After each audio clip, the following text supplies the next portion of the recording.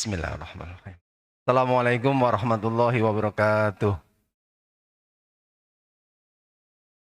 Bismillahirrahmanirrahim. Alhamdulillahirabbil alamin. Wassalatu wassalamu ala sayyidina Muhammadin wa ala alihi wa sahbihi ajmain. Asyhadu an la ilaha illallah wa asyhadu anna Muhammadan abduhu wa rasuluh.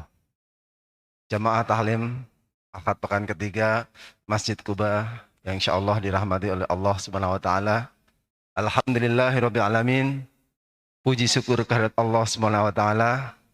Pada kesempatan pagi hari ini kita masih diberikan nikmat iman, nikmat Islam, nikmat rezeki, nikmat kesehatan, nikmat panjang umur sehingga kita masih dipertemukan di Ramadan pada tahun ini. Salam dan salawat semoga selalu tercurahkan kepada junjungan Nabi besar Muhammad sallallahu alaihi wasallam beserta keluarganya, para sahabatnya, dan mudah-mudahan kita insyaallah selalu istiqomah dalam menegakkan semua ajaran beliau. Amin amin ya rabbal alamin. Baiklah, marilah kita buka kajian pada kesempatan pagi hari ini dengan membaca basmalah bersama-sama. Bismillahirrahmanirrahim. Kepada beliau Ustadz Agus Nur Rahman, kami persilahkan untuk memberikan kajian materi pada kesempatan pagi hari ini.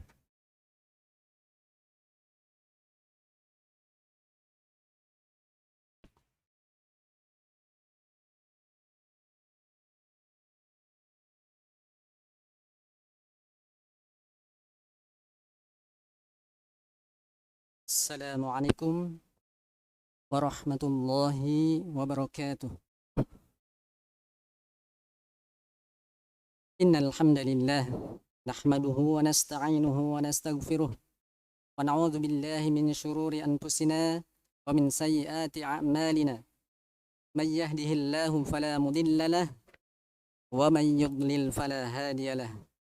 Wa asyhadu an la ilaha illallah wahdahu la syarika lahu وأشهد أن محمدا عبده ورسوله صلى الله عليه اللهم صل على محمد وعلى آل محمد يا أيها الذين آمنوا اتقوا الله حق تقاته ولا تموتن إلا وأنتم مسلمون يا أيها الناس اتقوا ربكم الذي خلقكم من نفس واحدة وخلق منها زوجها وبث منهما رجالا كثيرا ونساء واتقوا الله الذي تساءلون به والأرحام إن الله كان عليكم رقيبا يا أيها الذين آمنوا اتقوا الله وقولوا قولا سديدا يصلح لكم أعمالكم ويغفر لكم ذنوبكم ومن يطع الله ورسوله فقد فاز فوزا عظيما أما بعد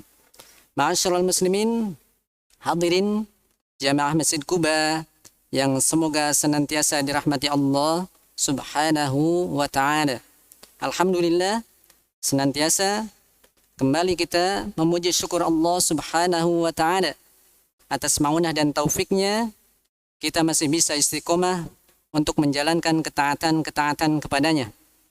Terkhusus di bulan Ramadan ini, di bulan yang mulia, bulan di mana setiap kebaikan dilipat gandakan balasan kebaikannya.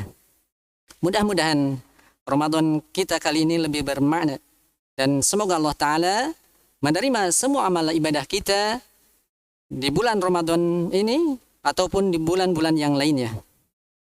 Dan kita tidak menyangka kita masuk di bulan Ramadan, sholat berjamaah, sholat Jumat, sholat tarawih ataupun yang lainnya masih dalam keadaan harus mengikuti dan mematuhi protokol kesehatan.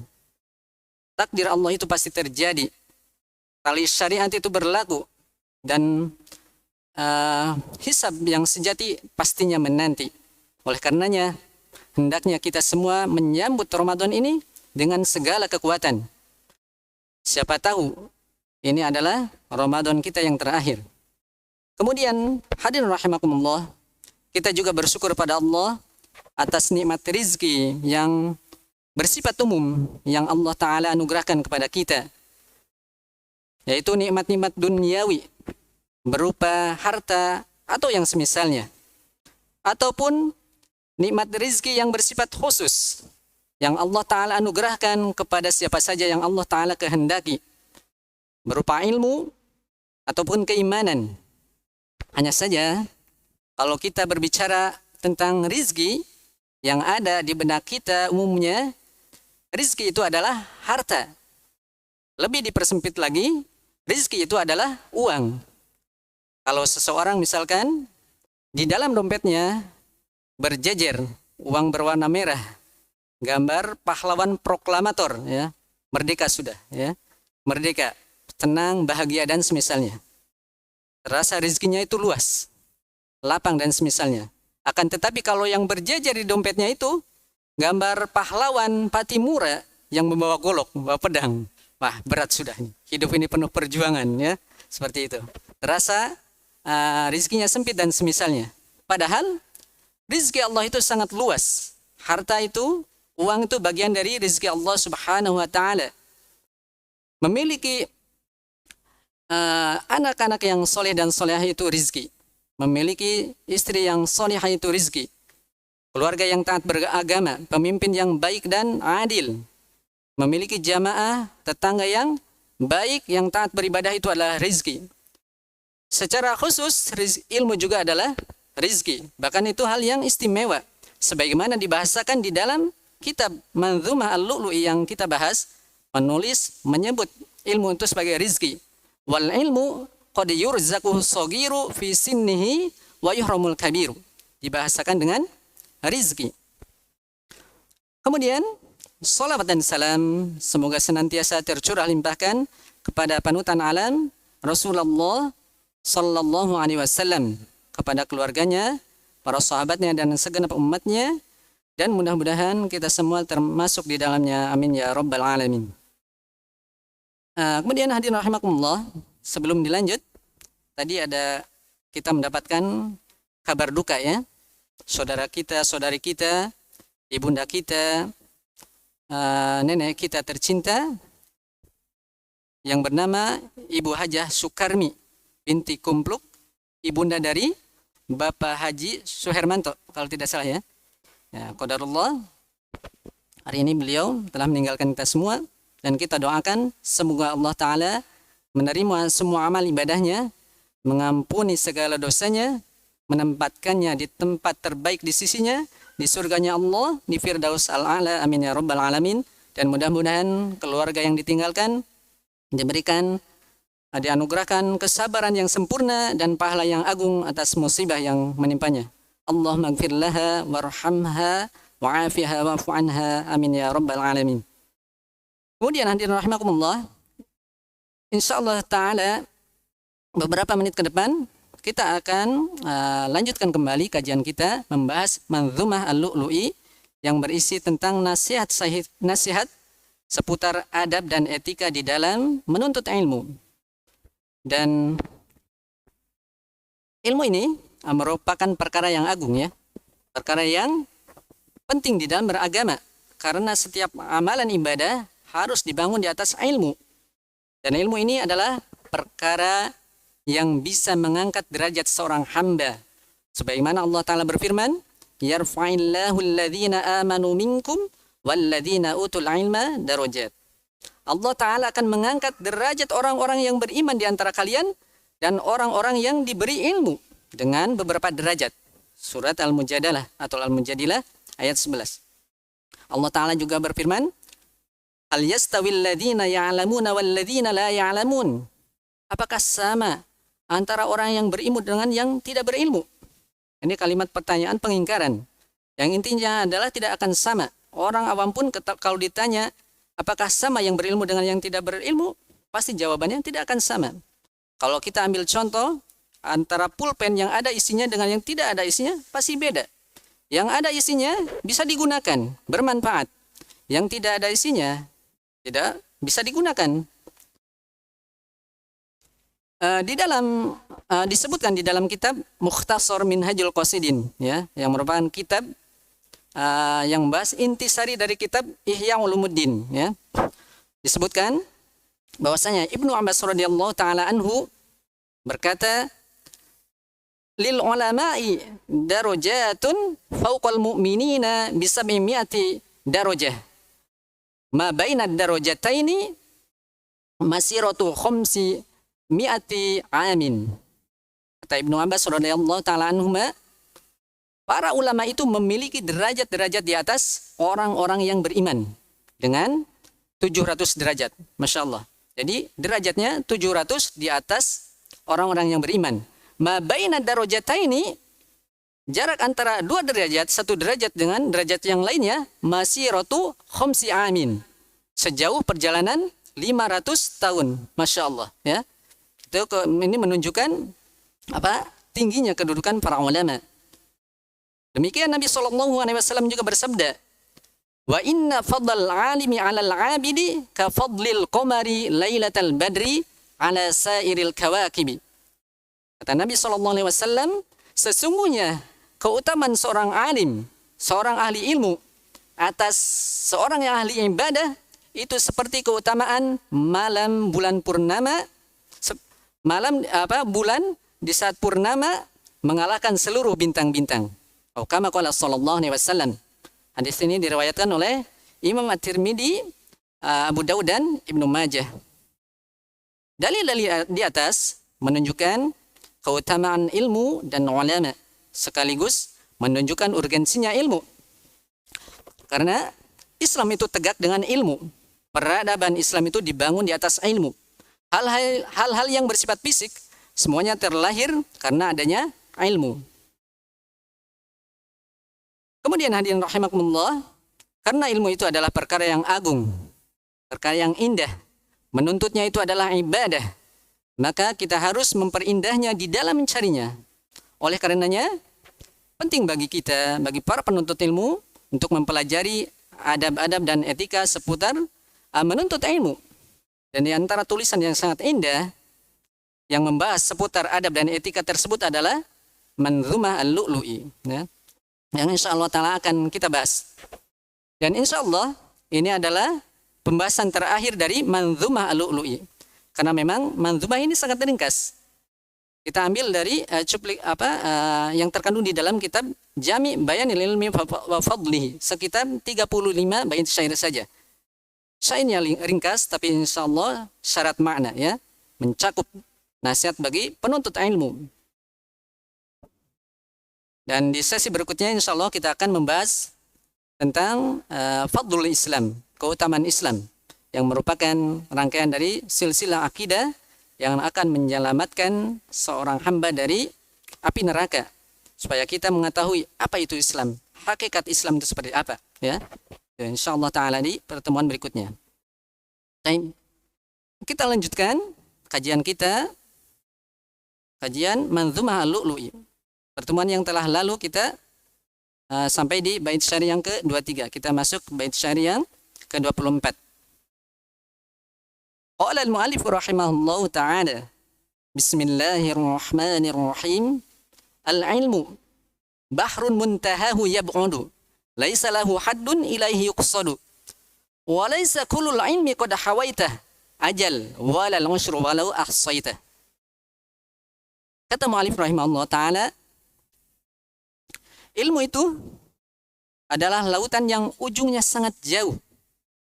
Laisa lahu haddun ilaihi yuqsadu.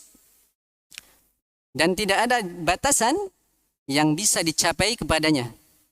Jadi kalau orang mencari ilmu, maka tidak akan ada akhirnya. Kalau ilmu itu diibaratkan lautan, maka ia adalah lautan yang tidak ada tepinya. Kalau dalam, tidak terhingga kedalamannya. Itulah ilmu, ya. Kemudian kata mu'allif, walaisa kullul ilmi qad hawaitah. Dan tidak semua ilmu bisa engkau kuasai. Jadi sealim apapun seseorang di bidang ilmu, maka tidak semua ilmu yang ia mampu kuasai. Pernah ada seorang yang berbangga diri di hadapan Syekhul Islam Ibnu Taimiyah rahimahullah ta'ala. Karena orang tersebut sudah menguasai kitab Imam Sibawayh.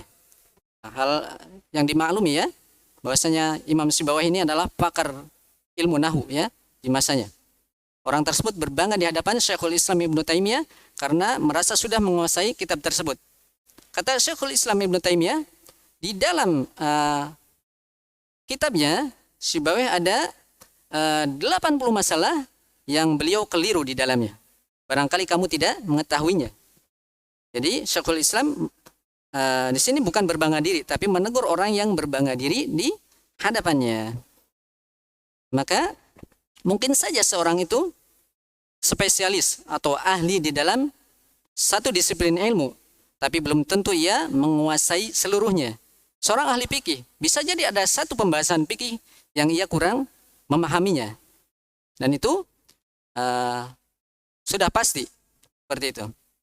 Disebutkan oleh Al-Hazimi rahimahullah ta'ala bahwa ilmu hadis itu memiliki atau lebih dari 80 cabang. Kalau seseorang menghabiskan umurnya untuk mempelajari satu saja dari cabang tersebut, niscaya ia tidak akan sampai di penghujungnya. Ini baru satu ilmu ya. Sementara ilmu itu banyak. Ilmu itu banyak. Banyak yang harus kita pelajari. Oleh karena itu, penuntut ilmu harus pandai di dalam mengambil ilmu. Mana ilmu yang cocok buat dirinya. Maka itulah yang dibahasakan oleh penulis di bait syair sebelumnya, faltamisil ilma wajmil fit dhalal. Tuntutlah ilmu dan perindahlah cara mencarinya. Ya, di antara memperindah cara mencarinya sudah kita bahas, mempelajari ilmu secara tadarruj, bertahap. Pelajari dari hal yang kecil-kecil dulu sebelum yang besar. Kemudian pilih ilmu yang cocok untuknya, kuasai sampai mendalam ilmu yang sedang dipelajarinya tersebut. Kemudian kata mu'alif, walaysa kullul ilmi qad hawaitah. Dan tidak semua ilmu itu bisa engkau kuasai. Ajal, kata beliau, itu pasti. Walal usru, jangankan seluruhnya, 1/10 saja tidak akan mampu menguasainya. Walau ahsaitah, meskipun engkau berusaha menghitungnya. Jadi tidak akan. Ilmu yang kita pelajari meskipun kita bersungguh-sungguh di dalam menuntut ilmu, 1/10-nya ilmu saja tidak akan kita kuasai. Seperti itu. Ilmu Allah itu sangat luas. Nah, ini sama dengan ucapan seorang penyair ya, yang dinisbatkan kepada Ibnu Abbas radhiyallahu taala anhuma. Ada yang mengatakan perkataan ini adalah perkataan Imam Asy-Syafi'i rahimahullahu taala. Kata beliau, "Ma hawal ilma jami'an ahadun la walau ma rasaw alfasana. Innamal ilmu ka bahrin zakhirin fattakhidh min kulli syai'in ahsana." Masyaallah, kalimat yang sangat indah ya. Kata beliau, ilmu itu tidak bisa didapatkan semuanya oleh satu orang. La walau ma rasaw alfasana. Meskipun dia menuntut ilmu selama 1000 tahun. Innamal ilmu ka bahrin zakhirin. Sesungguhnya ilmu itu adalah lautan yang sangat dalam. Fattakhid min kulli syai'in ahsana. Maka ambillah dari setiap ilmu itu yang paling indahnya, yang paling baiknya. Ya. Oleh karena itu, hendaknya kita mengambil dari setiap ilmu itu kunci-kuncinya, pokok-pokok dari setiap disiplin ilmu. Usul-usulnya. Makanya ada istilah ilmu usul fikih. Kalau kita mempelajari cabangnya, namanya cabang, lihat pohon ya. Cabang itu selalu berkembang. Suatu permasalahan berkembang terus ya. Bentuk-bentuk yang memabukkan semakin banyak ya. Kalau mengetahui usulnya, tahu batangnya pohonnya, semua perkara akan bermuara ke sana, tidak akan keluar dari jalur tersebut. Pentingnya mempelajari ilmu usul. Nah, kalau kita masuk di perincian ilmu, satu pembahasan saja misalnya dalam ilmu nahwu. Misalkan seorang ulama membahas masalah mubtada dan khobar, bisa jadi 1 jilid tebal dibahasnya. Belum lagi membahas silang pendapat antara orang-orang Basrah dengan orang-orang Kufah. Bisa jadi berjilid-jilid. Maka kalau seseorang tidak tidak tahu cara belajar, bisa jadi dia belajar ilmu nahwu, belajar bahasa Arab 40 tahun, tapi dia belum mempelajari ilmu yang lain yang jauh lebih penting. Semisal apa? Ilmu tauhid, akidah. Akidah, bagaimana kita beribadah kepada Allah dengan benar. Hakikat mentauhidkan Allah seperti apa? Syarat-syarat dari la ilaha illallah. Rukunnya apa? Pembatalnya apa? Konsekuensinya apa? Ya? Subat-subat di dalamnya apa? Itu perkara yang penting. Ya? Karena ingat yang menyelamatkan kita ketika sakaratul maut apa? La ilaha illallah. Ketika di alam kubur apa? Yang menyelamatkan kita 3 pertanyaan. Man rabbuka? Siapa Rabbu? Wa man nabiyuka? Siapa nabimu? Wa ma dinuka? Dan apa agamamu?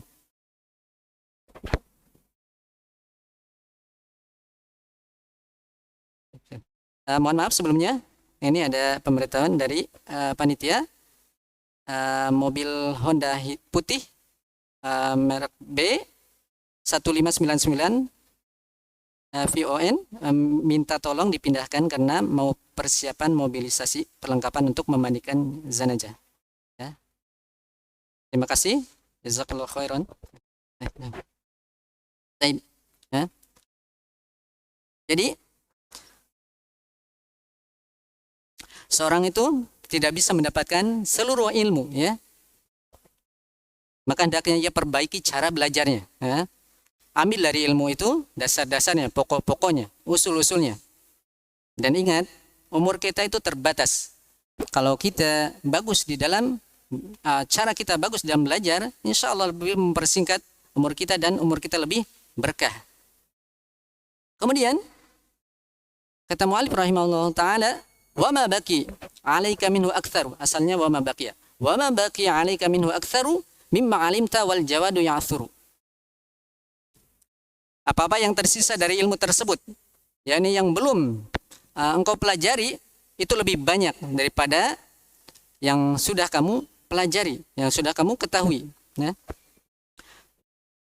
Jadi kalau kita perbandingkan apa-apa yang sudah kita ketahui, yang sudah kita pelajari dengan apa-apa yang belum kita ketahui, kejahilan kita dengan pengetahuan kita, maka kejahilan kita, ketidaktahuan kita itu lebih banyak daripada apa yang sudah kita ketahui. Ya. Dan itu pasti, ya. Bayangkan kita tidaklah kita diberi ilmu oleh Allah kecuali sangat sedikit. Kata Allah Ta'ala, wa ma utitum minal ilmi illa qalila. Dan tidaklah kalian diberi ilmu kecuali hanya sedikit saja. Ya. Kemudian kata mu'allif wal jawadu ya'thuru. Dan seorang ahli pun bisa terkadang ada ketergelinciran, ya. Jadi seahli apapun dia pasti ada kelirunya, pasti pernah tergelincir. Sehebat apapun seseorang pasti ada kelirunya. Makanya Yahya bin Ma'in rahimahullah ta'ala mengatakan, kalau ada seorang rawi yang mengatakan bahwasanya dia tidak pernah keliru, maka ketahuilah dia adalah seorang kadzdzab, seorang pendusta. Karena tidak ada seorang perawi hadis yang tidak pernah keliru, pasti pernah keliru. Hatta Imam Bukhari rahimahullahu ta'ala, wal jawadu ya'thuru. Seorang yang ahli pun bisa tergelincir. Nah, mungkin kalau bahasa kita, sepandai-pandai tupai melompat, pasti akan jatuh juga. Ya, kurang lebih seperti itu. Ada kemiripan, ya, peribahasanya. Kemudian kata mu'allif rahimahullah ta'ala, fakun lima sami'tahu mustafhima in anta lam tafham minhul kalima. Fakun, maka jadilah engkau lima sami'tahu terhadap apa-apa yang kau dengar mustafhiman. Minta difahamkan. In anta lam tafham minhul kalima. Apabila engkau tidak memahami kalimat yang disampaikan tersebut. Maksudnya kalau terjemah bebasnya, mintalah dipahamkan terhadap kata atau apa-apa yang kamu dengar jika kamu belum memahaminya, ya. Jadi kalau ada satu pembahasan ilmu, satu kalimat yang seorang penuntut ilmu tidak memahaminya, maka tidak mengapa ia bertanya.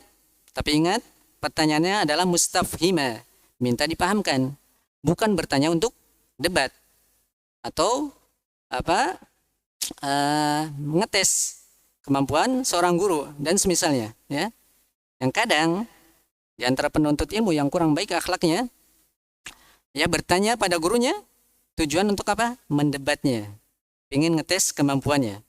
Nah, kalau ngetes kemampuan seorang mudah saja.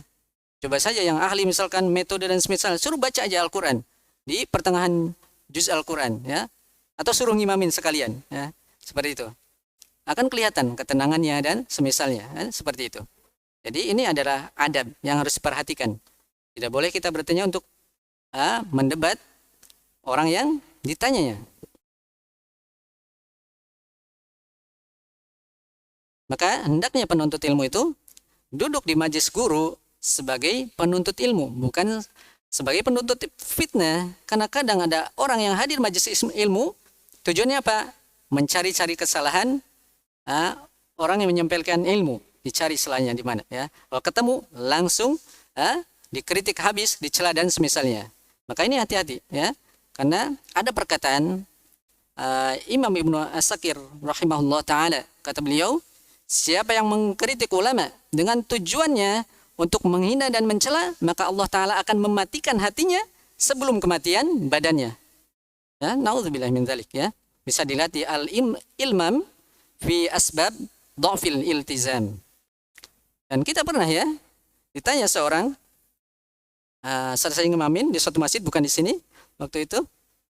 Saat saya ngimamin, kita belakang ngajar anak-anak. Ada anak-anak yang mau belajar, ya, disimak hafalannya dan semisalnya. Ada orang yang buka pintu langsung, Ustaz, tadi yang dibaca itu yang benar apa sih ayatnya? Padahal kalau mau ya salam dulu, duduk, karena kita lagi ngajar. Tanya yang baik. Ini langsung seperti itu. Bahkan yang lebih ajib lagi, ya, ditanya, Ustaz, huruf di dalam surat Yasin itu jumlahnya berapa? Masya Allah, ajib, ya. Jumlah huruf di dalam surat Yasin. Ya, kita katakan, wallahu alam, karena kita nggak pernah menghitungnya. Dan sejatinya pertanyaan seperti itu belum tentu, bahkan mungkin tidak menambah keimanan dan ketakwaan seorang. Apa faedahnya? Lebih baik kita membacanya, mentadabburinya, mengamalkan kandungannya, daripada menghitung hurufnya dari awal sampai akhir. Huruf surat Yasin berapa hurufnya? Kalau jujur dibalik tanya berapa huruf basmalah, belum tentu dia tahu, kan? Seperti itu. Daripada menghitung-hitung, itu mendingan kita membacanya, mengamalkannya, menghafalnya, dan merenungi kandungannya, ya, seperti itu. Ya, kan kita supaya tahu berapa jumlah kebaikan yang Allah Ta'ala janjikan. Ya, kita nggak usah ngitung-ngitung balasan kebaikan dari Allah Subhanahu wa Ta'ala, ya. Satu huruf saja dibalas 10 kali. Kalau kita khotam baca Al-Fatihah saja, berapa pahala kebaikannya? Yang harus kita pikirkan adalah nikmat yang belum kita syukuri. Karena betapa banyak nikmat yang belum kita syukuri. Jangan merasa sudah bersyukur pada Allah, karena jelas ayatnya, wa qalilum min ibadiyas syakur. Sedikit sekali dari hambaku yang mau bersyukur. Allah sifati dengan sedikit, ya, seperti itu. Baik. Maka kadang pertanyaan-pertanyaan itu harus dilihat segi manfaatnya. Berfaedah nggak bagi dia, ya? Berfaedah nggak bagi kita? Bisa menambah keimanan dan ketakwaan kita pada Allah atau tidak, ya? Atau malah bikin syubhat. Baik. Berikutnya, kata mu'alif rahimahullah ta'ala, al-qawlu qawlani, wa qawlun ta'kiluh, wa akharu tasma'uhu fatajhaluh. Ucapan itu ada dua jenis. Ini ketika orang berbicara atau bertanya sesuatu, maka perkataan itu ada yang wa qawlun ta'kiluh, ada perkataan yang engkau bisa pahami. Wa akharu tasma'uhu fatajhaluh. Yang lainnya, mungkin ada perkara yang engkau dengar tapi engkau tidak mengetahui hakikat dari perkara tersebut. Kemudian wa kullu qaulin falahu jawabu yajma'uhul batilu was-shawabu. Dan setiap perkataan itu memiliki jawabannya. Artinya bisa dijawab, bisa dibantah. Tapi yajma'uhul batilu was-shawabu. Jawabannya itu bisa salah, bisa benar. Nah, di sini penulis menyinggung masalah ijtihadiyah. Ijtihad pendapat. Setiap pendapat itu, ya, ini pendapat berdasarkan ijtihad, itu bisa dijawab, ada jawabannya.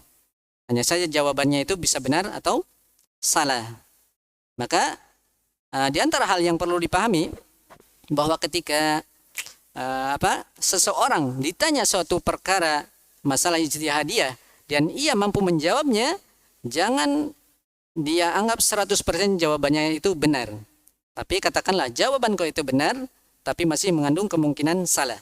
Sedangkan pendapatmu itu keliru, tapi masih mengandung kemungkinan benar. Sebagaimana perkataan Imam Asy-Syafi'i rahimahullahu ta'ala. Baik. Berikutnya, walil kalami awwalun wa akharu fafhamhuma wadh-dhihnu minka hadiru. Setiap ucapan itu ada awal dan akhirnya, ya. Fafhamhuma, maka pahamilah keduanya. Pahami awal dan akhirnya. Wadh-dhihnu minka hadiru. Dalam keadaan pikiranmu itu kondisi pikiranmu hadir, maksudnya konsentrasi penuh. Maksudnya kalau ada pembicaraan seorang, ada pembahasan, hendaknya ya dengarkan dulu semuanya. Jangan ambil awalnya, buang akhirnya, atau sebaliknya, ya. Ini jurus potong-potong, ya. Biasanya ini jurus yang sering bertebaran, ya, di dunia maya. Ambil sebagian, buang sebagian yang lainnya, ya. Dan ini kadang berbahaya, ya. Cuma main cut-cut saja, copy paste, gabung sama sebagian dengan sebagian lainnya, ditambahi dengan emotion yang meledek dan semisalnya. Ini kadang hal-hal yang bisa bikin gaduh, rame di mana-mana, ya, seperti itu.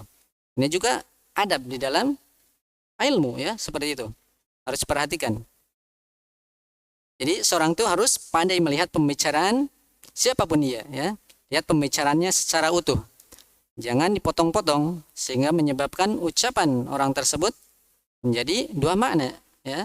Tidak seperti maksud orang berbicara, atau mungkin maknanya jadi ambigu dan semisalnya.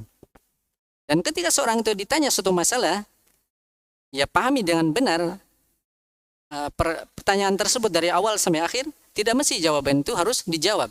Dilihat maslahatnya. Terkadang Nabi SAW pernah ditanya suatu masalah, beliau lebihkan jawabannya. Beliau pernah ditanya tentang hukum air laut. Maka beliau bersabda, wa tahurun ma'uhu ilun maitatuhu. Kama qala sallallahu alaihi wasallam. Air laut itu suci, dan binatangnya pun halal. Binatang yang ada di dalam lautan itu, bangkainya itu halal. Seperti itu. Kama qala sallallahu alaihi wasallam. Beliau ditanya tentang hukum air laut. Tapi hal-hal yang berkaitan seputar air laut yang ada di dalamnya pun beliau sampaikan. Barangkali yang bertanya membutuhkan hal tersebut. Tapi pernah Nabi SAW ditanya suatu masalah, beliau arahkan si penanya kepada hal yang lebih baik. Beliau ditanya tentang, ya Rasulullah, mata sa'ah, wahai Rasulullah, kapan terjadinya hari kiamat? Maka beliau tidak menjawabnya. Beliau balik tanya, ma'adadda lis-sa'ah, wahai fulan, apa yang telah engkau persiapan untuk menghadapi hari kiamat? Gak penting engkau mengetahui kapan terjadinya hari kiamat. Tapi yang penting itu apa persiapan kita ketika menghadapi hari kiamat. Itu yang lebih penting, ya, seperti itu. Kemudian kata mu'alif rahimahullah ta'ala, wala tadfa'il qawla wala taruddah hatta yuaddika ila ma ba'dah. Asalnya hatta yuaddiyaka, karena darurat syair, jadi hatta yuaddika ila ma ba'dah. Kata mu'alif, janganlah engkau menolak suatu pendapat dan membantahnya sampai ucapan atau pendapat tersebut mengantarkanmu kepada yang setelahnya. Maksudnya, apabila ada suatu pendapat, jangan langsung main bantah saja, ya. Jangan langsung bantah, tapi perhatikan dulu awal dan akhirnya. Dari awal sampai akhir harus perhatikan sampai selesai dulu. Bisa jadi pendapat atau perkataan tersebut awalnya kurang tepat, namun akhir perkataan tersebut membuat awalnya itu menjadi tepat.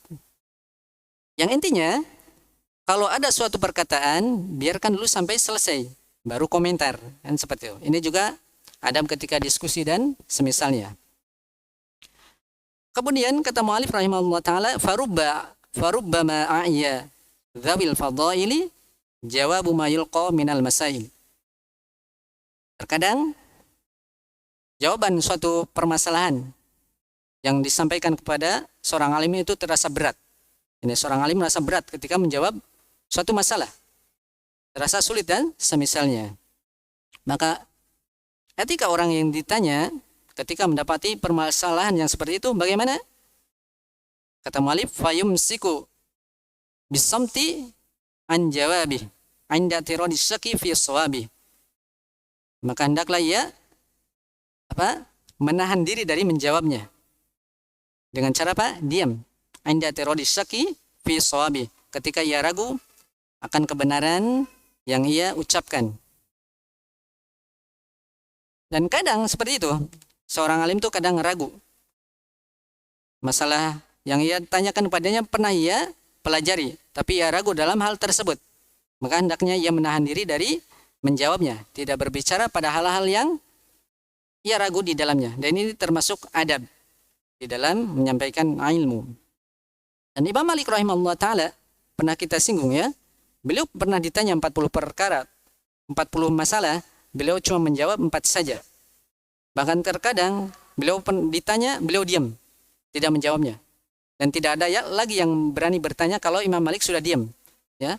Dan orang yang bertanya pun tidak berani mengarahkan matanya, tidak berani memandang Imam Malik, saking berwibawanya Imam Malik rahimahullah ta'ala. Dan terkadang muridnya memiliki banyak pertanyaan, tapi begitu berada di hadapan Imam Malik tiba-tiba pujar apa-apa yang mau ditanyakan tersebut, ya. Dan memang kadang kita dapati seorang guru seperti itu, saking berwibawanya ketika kita bermajlis dengan guru tersebut, sering grogi dan semisalnya. Kalau mau setoran hafalan tiba-tiba buyar, ada pertanyaan tiba-tiba buyar, lupa dan semisalnya. Tapi ada pula seorang guru yang dibikin orang itu lapang, ya. Setiap orang yang ketemu dengannya bisa bertanya apapun kepadanya, ya, seperti itu. Maka seorang penuntut ilmu pun harus memahami, harus pandai melihat kondisi gurunya, bagaimana tabiat guru tersebut. Karena setiap guru punya masalah-masalah yang ia lihat, ya, di dalam menyampaikan ilmu. Ada orang yang jadi seorang alim yang ya membuka dirinya bagi siapa saja yang bertanya, silakan, kapanpun dimanapun bertemu. Ada yang memang dia tidak memberikan jawaban kecuali pas di majelis ilmu. Kenapa? Karena supaya manusia itu mengagungkan ilmu, ya, seperti itu. Kemudian terakhir, di bait syair yang terakhir, Malik menjelaskan tentang keutamaan diam. Kata beliau, walau yakunul qawlu minal qiyasi min fiddatin bayda'a 'indan nasi idzan lakana samtu 'aina adh-dhahab fafham hadakallahu adabat talab. Malik rahimahullah ta'ala, seandainya berucap atau berbicara itu diibaratkan seperti perak yang sangat putih di sisi manusia. Menurut manusia, maka diam itu adalah emas murni, emas yang sejati. Maka fahamilah adab dan etika menuntut ilmu. Semoga Allah Ta'ala memberikan hidayah kepadamu. Nah, ini perbandingan antara diam dan berbicara, ya. Andai kata bicara itu dianggap perak yang sangat putih di tengah manusia, maka diam itu benar-benar emas, emas murni, ya. Dan tentunya emas itu lebih berharga daripada perak. Nah, ini menunjukkan indahnya as-samtu, indahnya diam daripada berbicara pada hal-hal yang seseorang ragu di dalamnya, ya. Ada catatannya, ya, seperti itu. Kemudian kata Malik di akhir pembahasan, fafham hadakallahu adabat talab. Fafham, maka pahamilah adab-adab dan etika menuntut ilmu. Semoga Allah Ta'ala memberikan hidayah padamu. Nah, baik. Ini adalah akhir pembahasan, ya. Semoga Allah Ta'ala memberikan hidayahnya kepada kita semua. Dan semoga Allah Ta'ala menunjuki kita semua jalan yang lurus. Jalan menuntut ilmu, memperbaiki keadaan kita, hati-hati kita, memperbaiki ucapan dan amalan kita. Dan semoga Allah Ta'ala meneguhkan kita di atas jalan menuntut ilmu di kehidupan dunia dan membahagiakan kita dengan ilmu di sakaratul maut, di alam kubur, dan di saat kita menghadap Allah Subhanahu wa Ta'ala. Innahu waliyyu dzalik wal qadiru alaih. Kemudian itu, ya, pembahasan Manzumah Al-Lu'lu'i ini sedikit, cuma 35 bait syair. Dan biasanya materi-materi seperti ini dikaji di pesantren-pesantren, ya, di awal-awal santri mulai belajar. Insya Allah ustadz-ustadz yang pernah nyantri pernah mendapatkan materi-materi seperti ini. Jadi setiap ustadz insya Allah pernah nyantri. Meskipun tidak semua santri, ya, harus jadi ustadz, ya, dan gak mesti seperti itu. Hanya saja kadang banyak ustadz yang tidak pernah nyantri, ya, seperti itu. Nah, ini pembahasan lain, ya, seperti itu.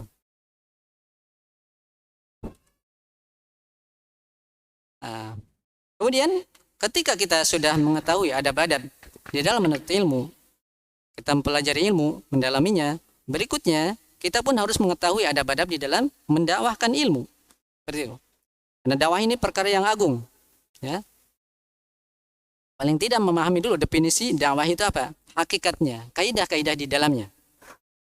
Karena dakwah ini ya, perkara yang agung. Allah Ta'ala berfirman, وَمَنْ أَحْسَنُ قَوْلًا مِمَّنْ دَعَا إِلَى اللَّهِ وَعَمِلَ صَالِحًا وَقَالَ إِنَّنِي مِنَ الْمُسْلِمِينَ. Dan siapakah yang lebih baik perkataannya daripada orang yang menyeru manusia kepada Allah, berdakwah, menyeru manusia kepada Allah dan beramal soleh dan mengatakan sungguhnya aku adalah orang-orang yang berserah diri. Jadi berdasarkan ayat ini, sebaik-baik manusia adalah baik manusia perkataan dan perbuatannya adalah orang yang mengajak manusia kepada Allah, menunjukinya, mengajarinya tentang ilmu agama.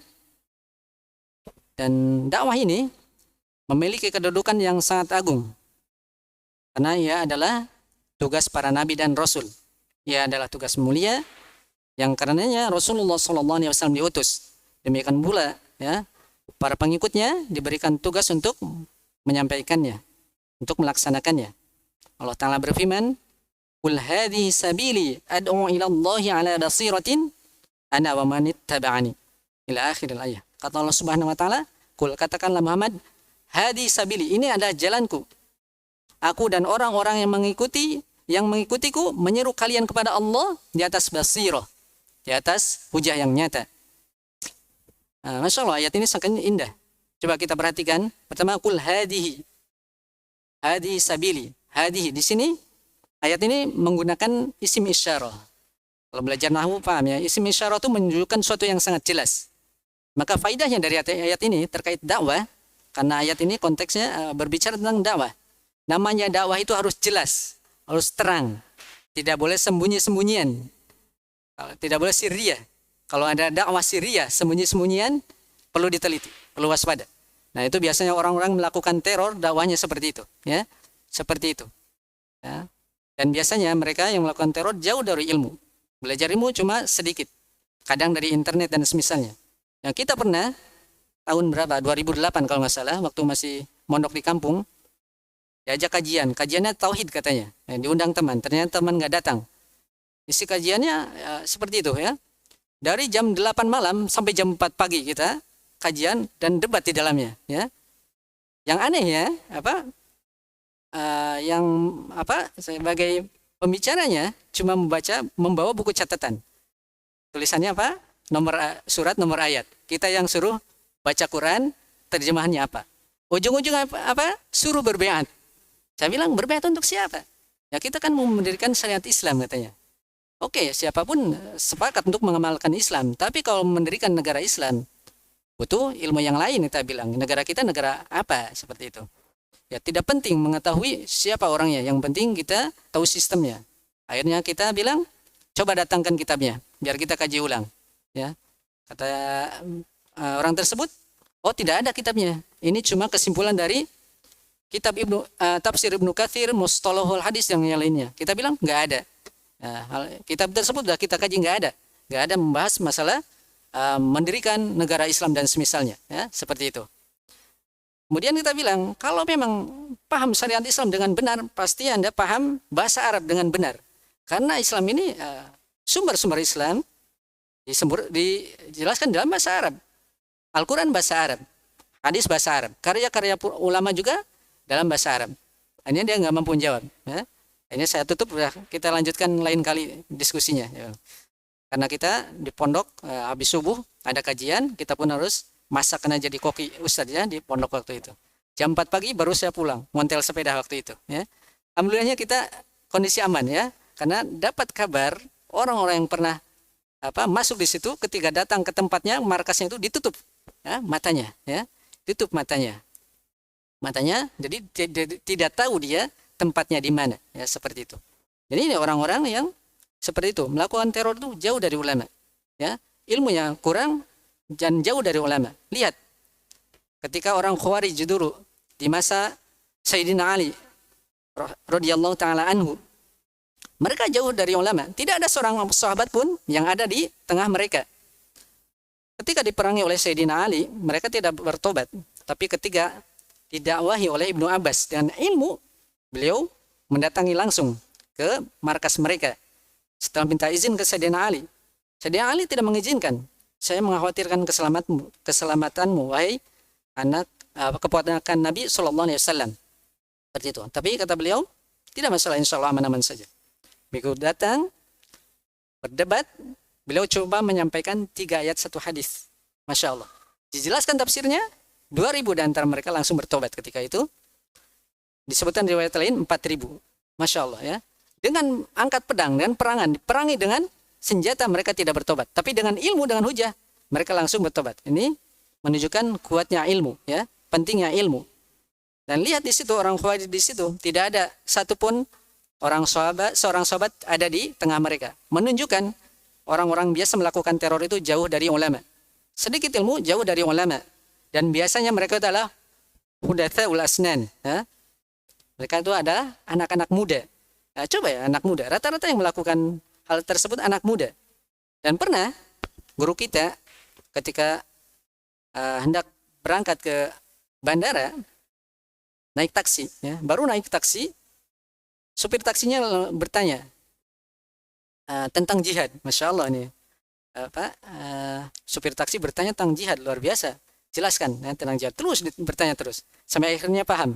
Sebelum masuk tol, supir taksi tersebut minggir, ya, minggirkan mobilnya. Kemudian berkata, Ustaz, lihat, di rumah sana itu saya biasa diskusi setiap malam dengan teman-teman. Dan saya hampir mau daftar menjadi pengantin, melakukan bom bunuh diri. Jadi pengantin. Kenapa disebut pengantin? Karena mereka meyakini kalau mereka melakukan bunuh diri, langsung disambut oleh para bidadari. Akan nikah dengan bidadari. Insya Allah ya. Syubhatul, luar biasa ya. Betul. Akhirnya dengan sebab diskusi seperti itu, orang tersebut tobat. Kemudian kata guru kita, kitab apa yang kalian kaji? Oh tidak ada, kami cuma diskusi-diskusi saja. Paling saya membaca buku siapa yang pelaku bom Bali ya, seperti itu.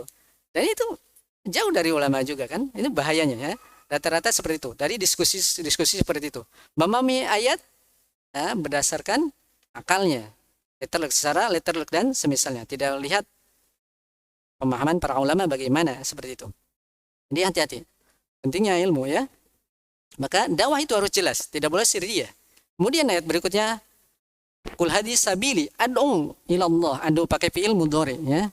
Istimalul fi'il mudhari ya dulu alal istimrar ya. Penggunaan fi'il mudhari di dalam lafaz ini menunjukkan namanya dakwah itu istimrar, continue. Maka seseorang harus memaksa dirinya untuk continue di dalam berdakwah ya. Kemudian juga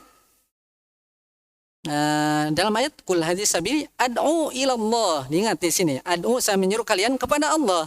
Dakwah itu mengajak umat kepada Allah, bukan harus mengikuti kita, mengikuti madhab kita, kelompok kita, jamaah kita, partai kita, apalagi ya. Jadi dakwah itu murni mengajak manusia kepada Allah Subhanahu wa taala. Selain mengajak manusia kepada Allah, maka dakwah juga harus sesuai dengan apa-apa yang dikehendaki oleh Allah Subhanahu wa taala, bukan mengikuti selera manusia. Maka inti dakwah itu adalah bukan supaya semua manusia ridho kepadanya, ya. Karena Rasulullah SAW saja dicela, ya, dicela. Dan orang-orang yang memusuhinya itu lebih banyak dibandingkan orang yang menerima dakwah beliau. Jangankan Rasulullah, Allah Subhanahu wa taala saja tidak luput dari celaan manusia. Maka dakwah itu adalah menyeru manusia kepada Allah, ya. Mencari ridho Allah bukan mencari ridho manusia. Kemudian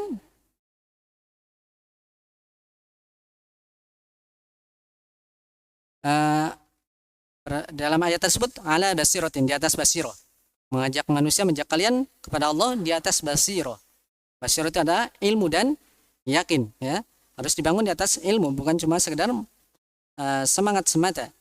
Dan dakwah ini adalah mas'uliyah mustarikah, ya, tanggung jawab bersama, bukan tanggung jawab individu ataupun kelompok. Setiap kita diwajibkan untuk berdakwah, tentunya sesuai dengan kapasitas kita. Dan di antara hal yang penting juga dalam berdakwah, kita harus memperhatikan kapan waktu yang tepat untuk berdakwah? Dalam sisi waktu kita lihat orang lagi istirahat, panas, capek, kita dakwahi, belum tentu menerima. Ya. Kemudian lihat dari segi objek dakwahnya, dari sisi usianya. Berbeda kondisinya ketika kita mendakwahi anak kecil, remaja, yang dewasa ataupun orang tua. Ya, berbeda. Atau ketika kita mendakwahi misalkan apa? Atasan sama bawahan, berbeda, ya. Misalkan kalau karyawan mendakwahi atasannya kepada para pimpinan di hadapan kumpul, ya. Ada beberapa nasihat buat kalian. Nggak elok, nggak beradab. Kalau mungkin kalau di masjid misalkan, mohon maaf, marbot, ya, mendakwahi pengurus pada DKM dan jajarannya di hadapan kumpul. Ada beberapa nasihat buat kalian. Nggak beradab, tidak boleh seperti itu. Itu bukan ajaran Islam, ya. Seperti itu. Lihat status sosialnya seperti itu, ya. Ini dalam adab berdakwah juga harus perhatikan adab seperti itu. Adab misalkan tamu mendakwahi tuan rumah, harus ada perhatikan adabnya. Jangan tamu kayak tuan rumah, kan seperti itu.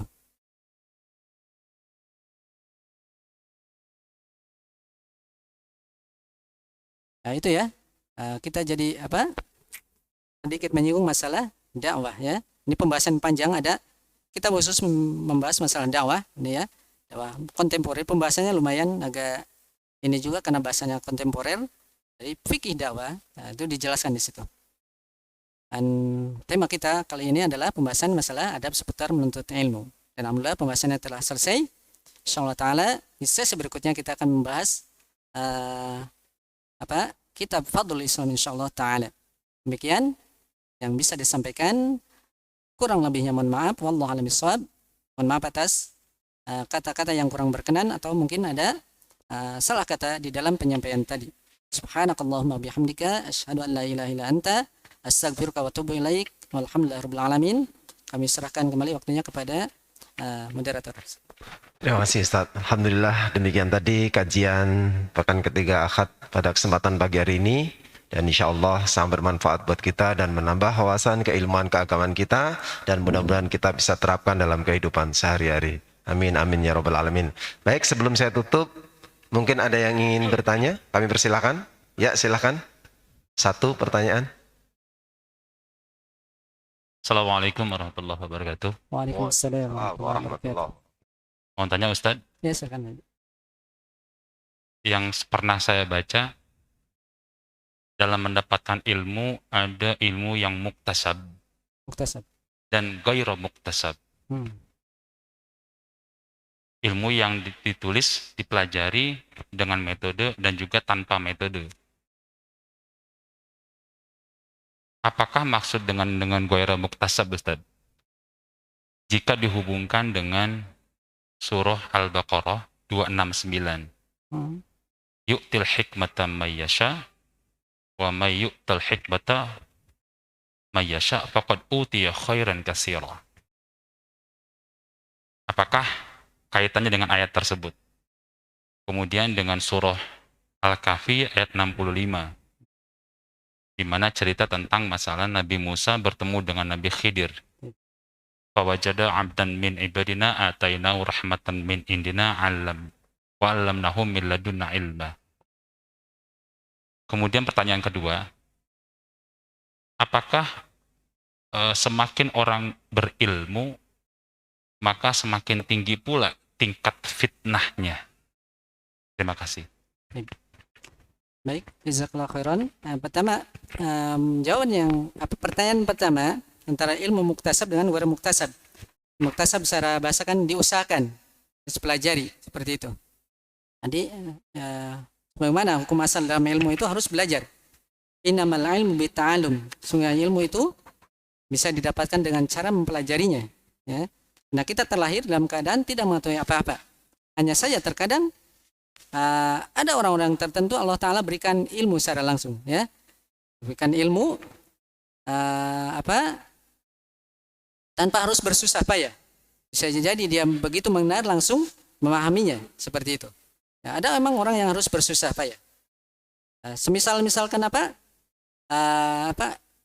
Nabi Khidir atau Khidir alaihissalam, beliau mendapatkan ilmu keistimewaan yang Allah Ta'ala berikan kepadanya, ya, di atas Nabi Musa alaihissalam. tidak harus belajar dulu misalkan. Itu seperti itu. Ada kasus-kasus tertentu memang Allah Ta'ala berikan kelebihan kepada seorang. Ada orang yang harus bersusah payah, ada yang tidak harus bersusah payah.